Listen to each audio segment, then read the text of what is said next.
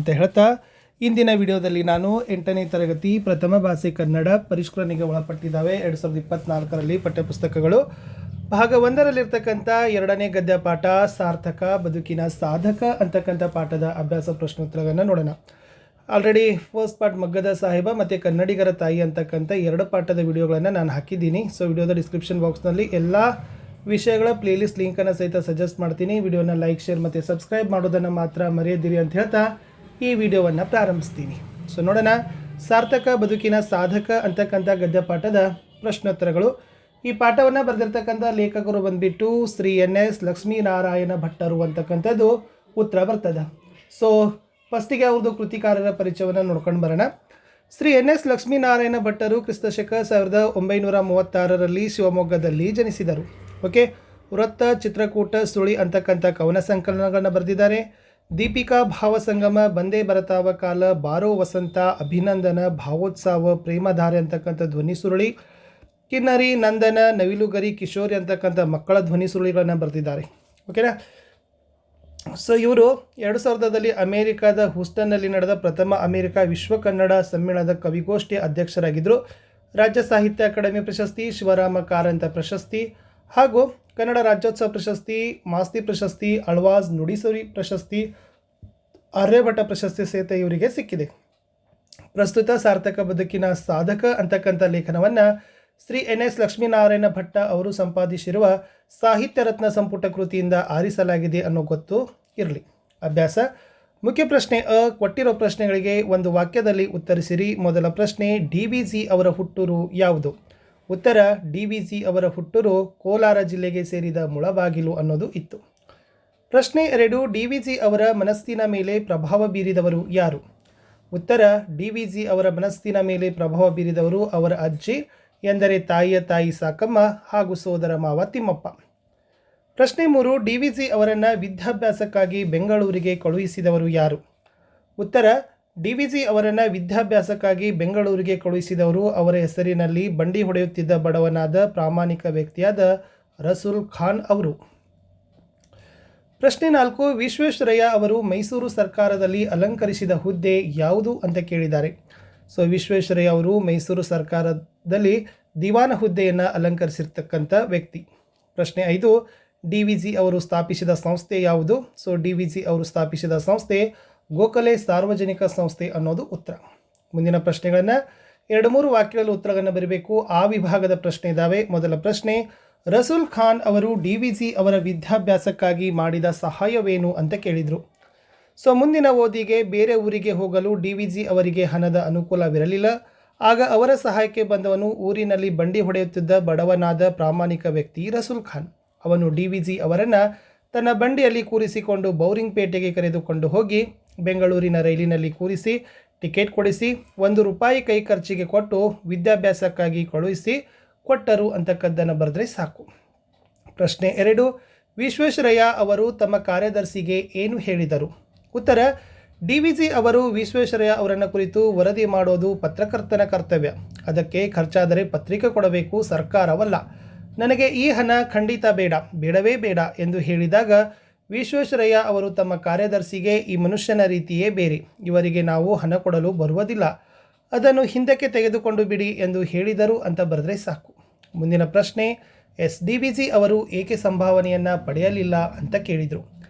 ವಿಶ್ವೇಶ್ವರಯ್ಯ ಅವರ ಅನೇಕ ಕೆಲಸಗಳನ್ನು DVG ಮಾಡಿಕೊಟ್ಟಿದ್ದರು.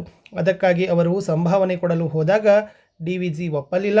ಏಕೆಂದರೆ ಇದು ರಾಜ್ಯದ ಕೆಲಸ, ಅಲ್ಲದೆ ವಿಶ್ವೇಶ್ವರಯ್ಯ ಅಂತ ಮಹಾ ವ್ಯಕ್ತಿ ಅವರ ಜೊತೆ ವ್ಯವಹರಿಸಿದ್ದೇ ತಮಗೊಂದು ಹೆಮ್ಮೆ. ಹಾಗಿರುವಾಗ ಅದಕ್ಕೆ ಸಂಭಾವನೆಯೇ ಎಂದಿಗೂ ಕೊಡದು ಎನ್ನುವುದು DVG ಅವರ ತರ್ಕವಾಗಿತ್ತು ಅಂತ ಬರೆದ್ರೆ ಸಾಕು. ಪ್ರಶ್ನೆ 4, DVG ಅವರ ಶ್ರೀಮತಿ ಅವರ ಬಂಧುಗಳ ಮನೆಯಲ್ಲಿ ನಡೆದ ಉತ್ಸವಕ್ಕೆ ಏಕೆ ಹೋಗಿರಲಿಲ್ಲ? ಉತ್ತರ, DVG ಅವರ ಶ್ರೀಮತಿ ಅವರ ಹತ್ತಿರ ಇದ್ದದ್ದು ಒಂದೇ ಸೀರೆ, ಅದು ಒಂದೆರಡು ಕಡೆ ಹರಿದಿತ್ತು. ಅವರು ಈ ಬಟ್ಟೆಯಲ್ಲಿ ಹೊರಗೆ ಕಾಣಿಸಿಕೊಂಡರೆ ಜನ DVG ಅವರನ್ನು ಕುರಿತು ಆಡಿಕೊಳ್ಳುತ್ತಿದ್ದರು. ಬಂಧುಗಳ ಮನೆಗೆ ಹೋಗಿ ಬರುವುದು ಹೇಗೆ ಅವರಿಗೆ ಕರ್ತವ್ಯವಾಗಿತ್ತೋ ಹಾಗೆ ಅವರ ಯಜಮಾನರ ಮರ್ಯಾದೆಗೆ ಊನಬಾರದಂತೆ ನಡೆದುಕೊಳ್ಳೋದು ಅವರಿಗೆ ಕರ್ತವ್ಯವಾಗಿತ್ತು. ಆದ್ದರಿಂದ ಅವರು ಬಂಧುಗಳ ಮನೆಯಲ್ಲಿ ನಡೆದ ಉತ್ಸವಕ್ಕೆ ಹೋಗಿರಲಿಲ್ಲ ಅಂತ ಬರೆದ್ರೆ ಸಾಕು. ಮುಂದಿನ ಪ್ರಶ್ನೆ, ಎಲ್ಲರೊಳಗೊಂದಾಗಿ ಹೇಗೆ ಬಾಳಬೇಕೆಂದು DVG ಹೇಳಿದ್ದಾರೆ? ಉತ್ತರ, ನಾವು ಪರರಿಗೆ ಉಪಕಾರವನ್ನು ಮಾಡಬೇಕು, ಮನೆಯಲ್ಲಿ ಎಲ್ಲರಿಗೂ ಪ್ರೀತಿ ಪಾತ್ರರಾಗಬೇಕು. ಜೀವನದಲ್ಲಿ ಎಷ್ಟೇ ಕಷ್ಟಗಳು ಬಂದರೂ ಅದಕ್ಕೆ ಕುಗ್ಗದೆ ಬಗ್ಗದೆ ಮುಂದೆ ಸಾಗಬೇಕು. ದೀನ ದುರ್ಬಲರ ಪಾಲಿನ ಆಶಾಕಿರಣವಾಗಿರಬೇಕು.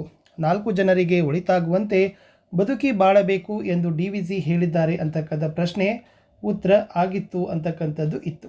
ಸೊ ಎಸ್, ಮುಂದಿನ ಪ್ರಶ್ನೆ ಹೋಗೋಣ. ಪ್ರಶ್ನೆ ಈಗಿದೆ. ಕೊಟ್ಟಿರೋ ಪ್ರಶ್ನೆಗಳಿಗೆ ಏನು ಮಾಡಿದ್ರಪ್ಪ ಅಂತಂದರೆ 7-8 ವಾಕ್ಯಗಳಲ್ಲಿ ಉತ್ತರಗಳನ್ನು ಬಯಸ್ತಕ್ಕಂಥ ಪ್ರಶ್ನೆಗಳೇ ಆಗಿತ್ತು. ಸೊ ಮೊದಲ ಪ್ರಶ್ನೆ, DVG ಅವರ ವ್ಯಕ್ತಿತ್ವವನ್ನು ಸಂಗ್ರಹಿಸಿ ಬರೆಯಿರಿ ಅಂತ ಕೇಳಿದ್ದಾರೆ. ಎಸ್, DVG ಅವರು ಆಧುನಿಕ ಕನ್ನಡ ಸಾಹಿತ್ಯದ ದಿಗ್ಗಜರಲ್ಲಿ ಒಬ್ಬರು. ಕನ್ನಡ ಸಾರಸ್ವತ ಲೋಕದ ಭೀಷ್ಮ ಎಂದೇ ಕರೆಸಿಕೊಂಡವರು. ಅವರದ್ದು ಹೋಲಿಕೆ ಇಲ್ಲದ ಅಪೂರ್ವ ವ್ಯಕ್ತಿತ್ವ. ಇತರ ಸಾಹಿತ್ಯಗಳಂತೆ ಅವರು ಸಾಹಿತಿ ಮಾತ್ರವಾಗಿರಲಿಲ್ಲ, ಹೆಸರಾಂತ ಪತ್ರಕರ್ತರಾಗಿದ್ದರು, ಹಿರಿಯ ವೇದಾಂತಿಯಾಗಿದ್ದರು, ರಾಜ್ಯಶಾಸ್ತ್ರದಲ್ಲಿ ಆಳವಾದ ತಿಳುವಳಿಕೆಯುಳ್ಳವರಾಗಿದ್ದರು. ಸಾರ್ವಜನಿಕ ಜೀವನಕ್ಕೆ ಸಂಬಂಧಿಸಿದ ಎಲ್ಲ ವಿಚಾರಗಳ ಮಂಥನಕ್ಕಾಗಿ ಗೋಖಲೆ ಸಾರ್ವಜನಿಕ ಸಂಸ್ಥೆ ಕಟ್ಟಿದ ಮಹಾಧೀಮಂತರಾಗಿದ್ದರು. DVG ಅವರು ದೊಡ್ಡ ಡಿಗ್ರಿ ಪಡೆದವರು ಅಲ್ಲ, ಭಾರಿ ಶ್ರೀಮಂತರೂ ಅಲ್ಲ, ದೊಡ್ಡ ಅಧಿಕಾರಿಯೂ ಅಲ್ಲ. ಆದರೂ ಮೈಸೂರು ರಾಜ್ಯದ ಪರಮೋಚ್ಚ ಅಧಿಕಾರ ಹಿಡಿದ ಮಿರ್ಜಾ ಸಾಹೇಬರು ಅವರ ಸ್ನೇಹ ತಪ್ಪಿತೆನಿಸಿ ಕಳವಳಗೊಂಡಿದ್ದರು. ಇಂಥ ವ್ಯಕ್ತಿತ್ವ ಅವರಿಗೆ ಬಂದಿದ್ದು ಕೇವಲ ಶೀಲ, ವಿವೇಕ, ನಿಸ್ಪೃಶ್ಯತೆ, ಸ್ವಯಂ ಅರ್ಜಿತ ಪಾಂಡಿತ್ಯ, ಸಾರ್ವಜನಿಕ ಹಿತಾಸಕ್ತಿಗಳ ಬಲದಿಂದ. ಮಿರ್ಜಾರ ಕಾಲಕ್ಕೆ ಅವರು ದೊಡ್ಡ ಮೇಧಾವಿ ಎಂದೇ ವಿದ್ಯಾವಂತರ ವಲಯದಲ್ಲಿ ಹೆಸರಾಗಿದ್ದರು. ಪ್ರಶ್ನೆ 3, DVG ಅವರಿಗೂ ಅವರ ಶ್ರೀಮತಿ ಅವರಿಗೂ ನಡೆದ ಸಂಭಾಷಣೆಯನ್ನು ಬರೆಯಿರಿ. ಉತ್ತರ, ಒಮ್ಮೆ DVG ಅವರು ತಮ್ಮ ಬಂಧುಗಳ ಮನೆಯಲ್ಲಿ ನಡೆದ ಉತ್ಸವಕ್ಕೆ ಹೋಗಲಾಗದ್ದರಿಂದ ತಮ್ಮ ಹೆಂಡತಿ ಮಕ್ಕಳಿಗೆ ಹೋಗಲು ತಿಳಿಸಿದರು. ಎಷ್ಟು ಹೊತ್ತಾದರೂ ಹೆಂಡತಿ ಮನೆಯಲ್ಲೇ ಇದ್ದುದನ್ನು ಕಂಡು DVG ಅಸಮಾಧಾನಗೊಂಡು, ನೀನು ಉತ್ಸವಕ್ಕೆ ಹೋಗೋದಿಲ್ಲವೇ ಎಂದರು. ಆಗ ಅವರ ಹೆಂಡತಿ, ಮಕ್ಕಳನ್ನು ಕಳುಹಿಸಿದ್ದೇನೆ, ಮನೆಯಲ್ಲಿ ಯಾರಾದರೂ ಇರಬೇಕಲ್ಲ ಎಂದು ಏನೇನೋ ಸಬೂಬು ಹೇಳಿದರೂ ಅವರು ಅದಕ್ಕೆ ಒಪ್ಪಲಿಲ್ಲ. ಆಗ ನಿಜವಾದ ಕಾರಣ ಹೊರಬರಲೇಬೇಕಾಯಿತು. DVG ಅವರ ಹೆಂಡತಿ, ನಾನು ಹೇಳಬಾರದೆಂದಿದ್ದೆ, ನೀವು ಪಟ್ಟು ಹಿಡಿದು ಬಾಯಿ ಬಿಡಿಸುತ್ತಿದ್ದೀರಿ. ನನ್ನ ಹತ್ತಿರ ಇರುವುದು ಇದೊಂದೇ ಸೀರೆ, ಇದು 1-2 ಕಡೆ ಹರಿದಿದೆ. ನಾನು ಈ ಬಟ್ಟೆಯಲ್ಲಿ ಹೊರಗೆ ಕಾಣಿಸಿಕೊಂಡರೆ ಜನ ನಿಮ್ಮನ್ನು ಕುರಿತು ಆಡಿಕೊಳ್ಳುವುದಿಲ್ಲವೇ?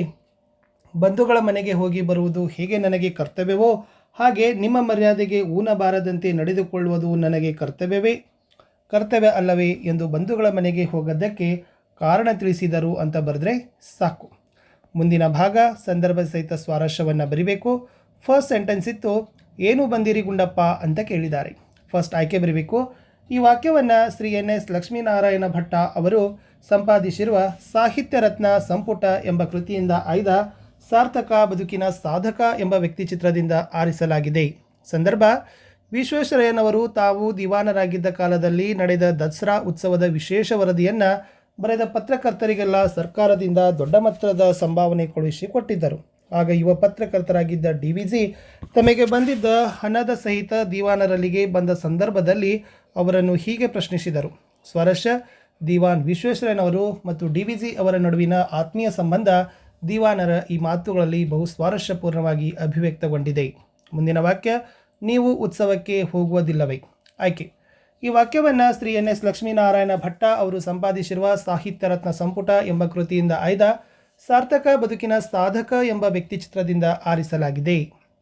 ಸಂದರ್ಭ, ಒಮ್ಮೆ DVG ಅವರು ತಮ್ಮ ಬಂಧುಗಳ ಮನೆಯಲ್ಲಿ ನಡೆದ ಉತ್ಸವಕ್ಕೆ ಹೋಗಲಾಗದ್ದರಿಂದ ತಮ್ಮ ಹೆಂಡತಿ ಮಕ್ಕಳಿಗೆ ಹೋಗಲು ತಿಳಿಸಿದರು.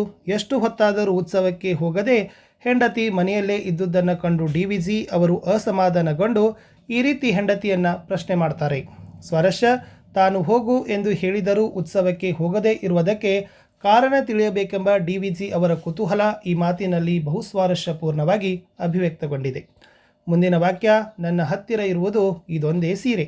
ಆಯ್ಕೆ, ಈ ವಾಕ್ಯವನ್ನು ಶ್ರೀ NS ಲಕ್ಷ್ಮೀನಾರಾಯಣ ಭಟ್ಟ ಅವರು ಸಂಪಾದಿಸಿರುವ ಸಾಹಿತ್ಯ ರತ್ನ ಸಂಘ ಎಂಬ ಕೃತಿಯಿಂದ ಆಯ್ದ ಸಾರ್ಥಕ ಬದುಕಿನ ಸಾಧಕ ಎಂಬ ವ್ಯಕ್ತಿಚಿತ್ರದಿಂದ ಆರಿಸಲಾಗಿದೆ.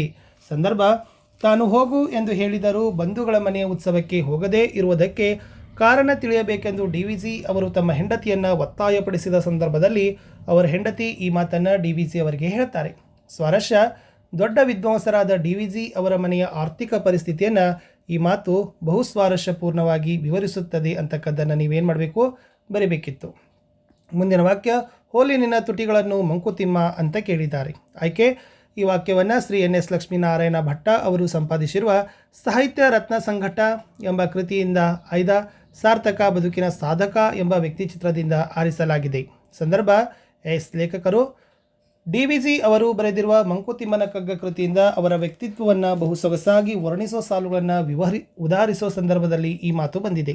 ಸ್ವರಶ ಆಡಂಬರದಿಂದ ಅಹಂಕಾರದಿಂದ ತಾವೇ ಲೋಕೋಪಕಾರಿಗಳು ಎಂದು ಮೆರೆಯುತ್ತಾ ಬಡಬಡಿಸುವವರನ್ನು ಕಂಡು ಡಿವಿಜಿ ಅವರು ನಿನಗಿಂತ ಲೋಕೋಪಕಾರ ಮಾಡುವವರು ಮೌನವಾಗಿದ್ದಾರೆ, ಆದ್ದರಿಂದ ನೀನು ಬಡಬಡಿಸದೆ ಮೌನವಾಗಿರು ಎಂದು ಉದಾಹರಣೆಗಳ ಮೂಲಕ ಬಹುಸ್ವಾರಸ್ಯಪೂರ್ಣವಾಗಿ ಹೇಳಿದ್ದಾರೆ. ಮುಂದಿನ ವಾಕ್ಯ, ಬೆಲ್ಲ ಸಕ್ಕರೆಯಾಗು ದೀನ ದುರ್ಬಲರಿಗೆ ಅಂತ ಇದೆ. ಆಯ್ಕೆ, ಈ ವಾಕ್ಯವನ್ನು ಶ್ರೀ NS ಲಕ್ಷ್ಮೀನಾರಾಯಣ ಭಟ್ಟ ಅವರು ಸಂಪಾದಿಸಿರುವ ಸಾಹಿತ್ಯ ರತ್ನ ಸಂಪುಟ ಎಂಬ ಕೃತಿಯಿಂದ ಆಯ್ದ ಸಾರ್ಥಕ ಬದುಕಿನ ಸಾಧಕ ಎಂಬ ವ್ಯಕ್ತಿ ಚಿತ್ರದಿಂದ ಆರಿಸಲಾಗಿದೆ. ಸಂದರ್ಭ, ಲೇಖಕರು ಡಿವಿಜಿ ಅವರು ಬರೆದಿರುವ ಮಂಕುತಿಮ್ಮನ ಕಗ್ಗ ಕೃತಿಯಿಂದ ಅವರ ವ್ಯಕ್ತಿತ್ವವನ್ನು ಬಹು ಸೊಗಸಾಗಿ ವರ್ಣಿಸೋ ಸಾಲುಗಳನ್ನು ಉದಾಹರಿಸೋ ಸಂದರ್ಭದಲ್ಲಿ ಈ ಮಾತು ಬಂದಿದೆ. ಸ್ವಾರಸ್ಯ, ಮಾನವರು ಎಲ್ಲರಿಗೂ ಬೇಕಾದವರಾಗಿ ಎಲ್ಲರೊಳಗೂ ಒಂದಾಗಬೇಕು ಎಂಬುದನ್ನು ಡಿವಿಜಿ ಈ ಮಾತುಗಳಲ್ಲಿ ಬಹು ಸ್ವಾರಸ್ಯಪೂರ್ಣವಾಗಿ ಹೇಳ್ತಾರೆ. ಮುಂದಿನ ಪ್ರಶ್ನೆ, ಬಿಟ್ಟ ಸ್ಥಳಗಳನ್ನು ತುಂಬಲಾಗಿದೆ. ಮೈಸೂರು ರಾಜ್ಯದ ಪರಮೋಚ್ಚ ಅಧಿಕಾರ ಹಿಡಿದಿದ್ದವರು ಅಂತ ಕೇಳಿದರು. ಉತ್ತರ, ಮಿರ್ಜಾ ಸಾಹೇಬರು. ಮಿರ್ಜಾ ಅವರ ಕಾಲಕ್ಕೆ ಡಿವಿಜಿ ದೊಡ್ಡ ಡ್ಯಾಶ್ ಎಂದೇ ವಿದ್ಯಾವಂತರ ವಲಯದಲ್ಲಿ ಹೆಸರಾಗಿದ್ದರು, ಮೇಧಾವಿ. ಮುಳಬಾಗಿಲು ಡ್ಯಾಶ್ ಜಿಲ್ಲೆಗೆ ಸೇರಿದೆ, ಕೋಲಾರ. ಡಿವಿಜಿ ಅವರು ಮುಳಬಾಗಿಲಿನ ಡ್ಯಾಶ್ ಶಾಲೆಯಲ್ಲಿ ಲೋಯರ್ ಸೆಕೆಂಡರಿ ಪೂರ್ತಿಗೊಳಿಸಿದರು, ಆಂಗ್ಲೋ ವರ್ನಾಕ್ಯುಲರ್. ಡಿವಿಜಿ ಅವರು ಕನ್ನಡ ಸಾರಸ್ವತ ಲೋಕದ ಡ್ಯಾಶ್ ಎಂದೇ ಕರೆಸಿಕೊಂಡವರು, ಭೀಷ್ಮ ಅಂತ ಇತ್ತು. ಇಷ್ಟಿತ್ತು ಸ್ನೇಹಿತರೆ